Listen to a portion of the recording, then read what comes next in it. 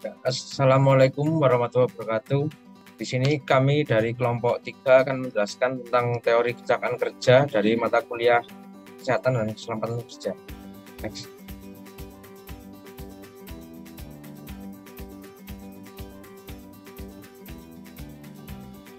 Sebelumnya perkenalkan, nama saya Aditya Yuda dengan NIM dan alamat seperti yang ada di layar. Dan saya Nanda Aptana dengan nama dan NIM seperti yang ada di layar. Dan saya David Nanda dengan NIM dan alamat yang seperti ada di layar. Dan juga dosen pengampu mata kuliah kesehatan dan keselamatan kerja yaitu Profesor Dr. Insinyur Komariatus Solehah STMKes IPU SN Engineering dengan NIM yang seperti yang ada di layar. Next.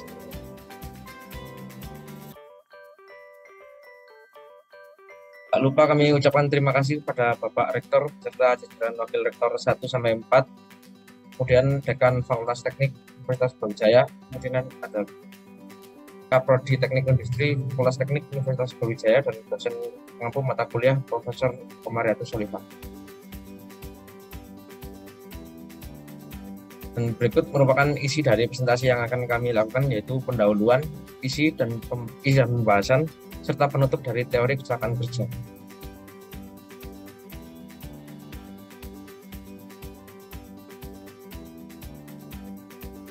Yang pertama ada pendahuluan, yaitu di dalamnya ada latar belakang, tujuan, dan manfaat. Yang pertama ada rendahnya kondisi K3 di Indonesia. Mungkin pada tahun 2005 Indonesia menempati posisi yang buruk jauh di bawah Singapura, Malaysia, Filipina, dan Thailand, di mana kondisi tersebut mencerminkan kesiapan daya saing perusahaan Indonesia di dunia internasional masih sangat rendah. Indonesia akan sulit menghadapi pasar global karena mengalami ketidakefisienan pemanfaatan tenaga kerja, terutama penerapan WFH di masa pandemi COVID-19 seperti ini. Yang kedua, ada pentingnya fasilitas penunjang pekerjaan. Di samping dengan perhatian perusahaan, pemerintah juga perlu memfasilitasi dengan aturan protokol kesehatan serta perlindungan keselamatan dan kesehatan kerja seperti hand sanitizer, habis itu ada vaksin dan lain sebagainya. Keselamatan kerja ini juga telah diperhatikan dari kalangan pemerintah dan bisnis sejak lama sebenarnya. Namun faktor keselamatan kerja menjadi hal yang sangat penting dan sangat berketerkaitan dengan kinerja karyawan. Dan pada gilirannya, pada kinerja perusahaan semakin tersedia fasilitas dan keselamatan kerja, maka semakin sedikit kemungkinan terjadinya kecelakaan kerja.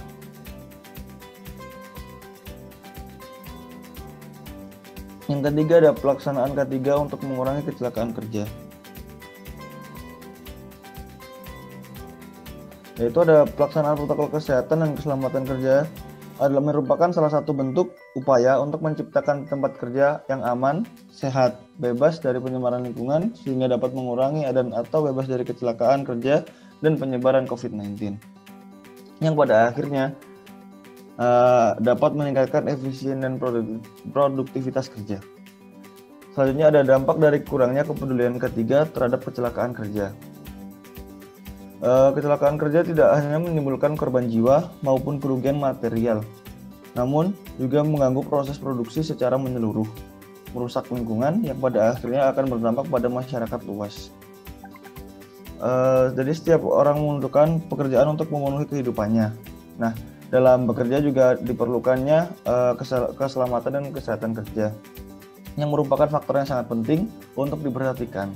Karena jika seseorang yang mengalami sakit atau kecelakaan dalam bekerja, tidak hanya berdampak pada dirinya sendiri, namun juga keluarga serta lingkungan. Salah satu komponen yang dapat meminimalisir kecelakaan dalam kerja yaitu tenaga kesehatan, di mana tenaga kesehatan ini yang mempunyai kemampuan untuk menangani korban dalam kecelakaan kerja dan dapat memberikan penyuluhan kepada masyarakat untuk menyadari pentingnya protokol kesehatan dan keselamatan kerja. Selanjutnya ada tujuan dan manfaat. Yang pertama, tujuannya untuk mengetahui teori kecelakaan kerja dan peran tenaga medis dalam menangani korban serta mencegah kecelakaan kerja. Ini ada manfaatnya yaitu mengetahui dan memahami teori kecelakaan kerja dan peran tenaga medis dalam menangani kecelakaan kerja. Selanjutnya ada isu dan pembahasan.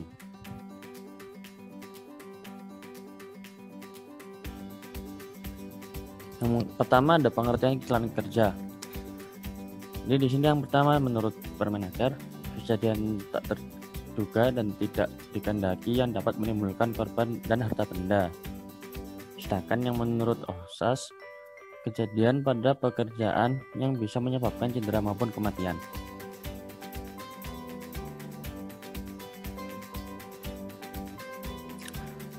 Lalu berikutnya ada teori Hendrix atau teori domino. Kecelakaan kerja adalah kejadian tak terkontrol atau tak direncanakan yang disebabkan oleh faktor manusia, situasi, atau lingkungan yang membuat terganggunya proses kerja. Jadi kecelakaan terdiri atas 5 faktor yang saling berhubungan, yaitu yang pertama kondisi kerja, kelainan manusia, tindakan tidak aman, kecelakaan, dan cedera. Mengilustrasi teori Hendrix mirip dengan efek domino, di mana jika satu bangunan roboh akan memicu peristiwa beruntun yang menyebabkan robohnya bangunan lainnya. Lalu menurut Hendrix, kunci untuk mencegah kecelakaan kerja adalah dengan menghilangkan tindakan tidak aman sebagai poin ketiga.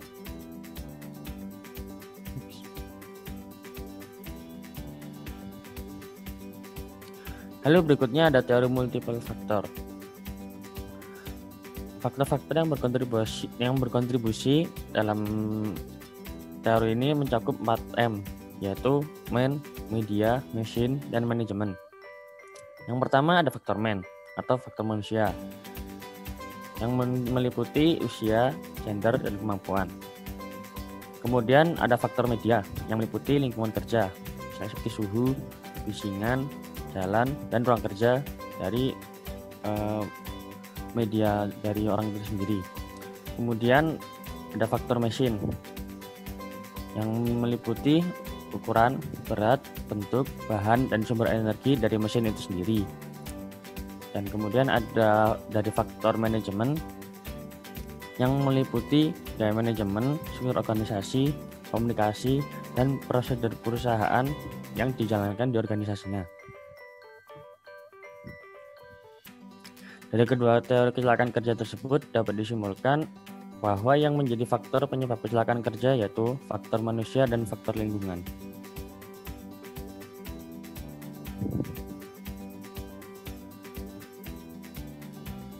Salah satu upaya dalam perlindungan tenaga kerja adalah menyelenggarakan protokol kesehatan secara ketat di perusahaan dengan peraturan pemerintah yang berlaku. Penyelenggaraan protokol untuk mencegah penyebaran COVID-19 yang terjadi di tempat kerja. Jadi berikut adalah hal yang menjadi dasar pengadaan protokol kesehatan di tempat kerja.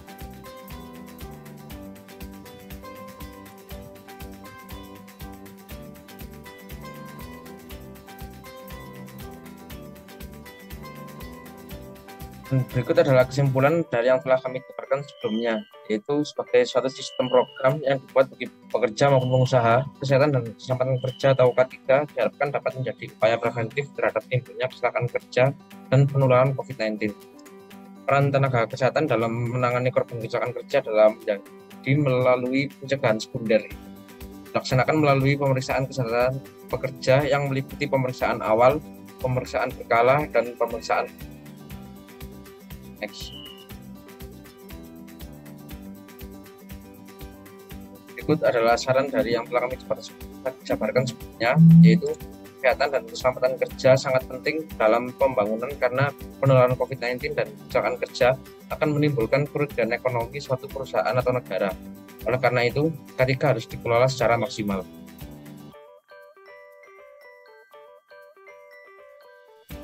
Itu adalah referensi yang kami gunakan yang dari beberapa peraturan dan jurnal.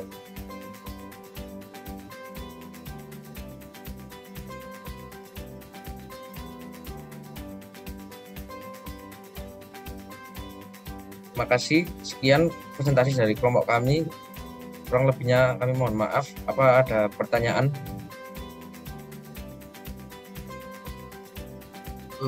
Saya Adam dari kelompok 4, izin tanya dong.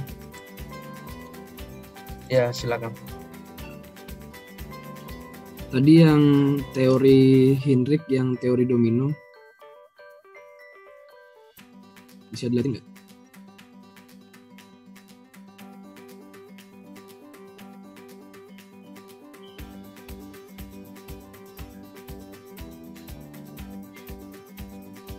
Nah itu yang poin paling bawah itu menurut Hendrik kunci mencegah kecelakaan adalah dengan menghilangkan tindakan tidak aman sebagai poin ketiga.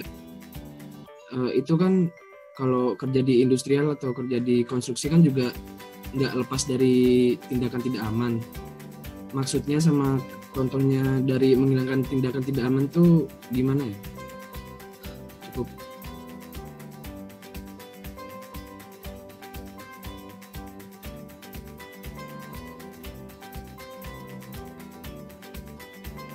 Ya, terima kasih atas pertanyaannya, Adam. Jadi pada industri itu memang tidak bisa terlepas dari risiko kecelakaan kerja.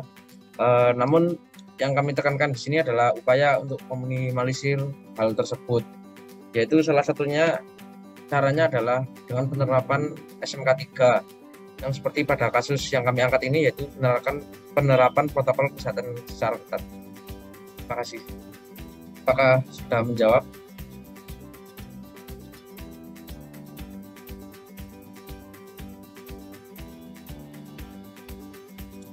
Jadi yang mencegah kecelakaannya, yang menghilangkan tindakan itu tadi pakai protokol itu ya?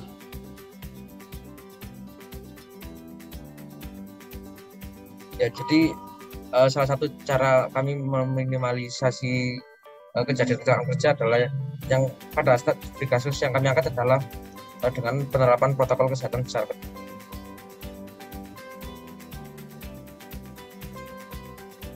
Oh ya, terima kasih sudah menjawab. Baik, terima kasih. Apa ada pertanyaan lain? Ya, saya izin bertanya. Yang slide gaya manajemen, tolong minta dilihat.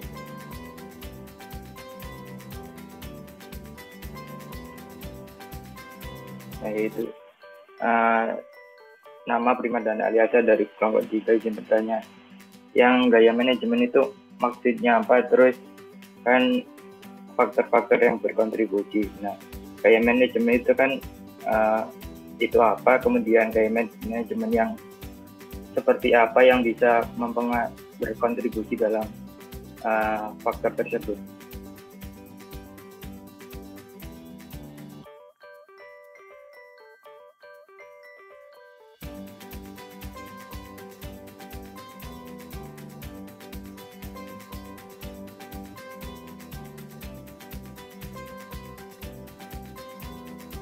Mungkin untuk menjawab pertanyaan dari Primana, ini kan bertanya tentang apa maksudnya dari gaya manajemen ini ya. Jadi gaya manajemen ini adalah pola perilaku yang digunakan seseorang ketika mereka memegang posisi di bidang manajemennya. Dalam menerapkan fungsi manajemen, pola perilaku ini termasuk bagaimana mereka kayak berkontribusi, terus membuat keputusan, mengawasi dan memotivasi di dalam organisasinya sendiri. Terus untuk contohnya sendiri sih mungkin ya tergantung mereka juga punya studi kasus yang seperti apa, dan mungkin ada beberapa contoh seperti manajemen autokratis yang menggunakan pendekatan top down klasik, lalu ada manajemen transformasional untuk membantu karyawan mencapai potensi maksimal. Lalu juga ada contoh ketiga yaitu manajemen visioner, yang berarti manajemen visioner adalah untuk mengembangkan visi yang jelas tentang kemana mereka ingin pergi atau target tujuan dari organisasi mereka itu seperti apa. Mungkin itu saja. Apakah masih ada yang ditanyakan dari teman-teman kali? Sudah menjawab? Berarti satu perusahaan itu bisa mempunyai banyak gaya manajemen atau cuma satu saja? Atau disesuaikan sama permasalahan yang ada?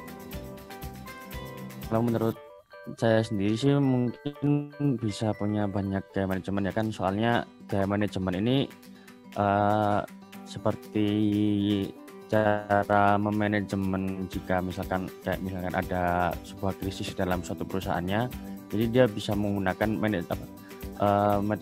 metode manajemen yang seperti apa, dan kalau misalkan dalam perusahaan tersebut ingin mencapai tujuan yang lebih tinggi lagi atau mencapai pasar yang lebih tinggi, itu kayak manajemennya juga berbeda lagi gitu. Baik, terima kasih.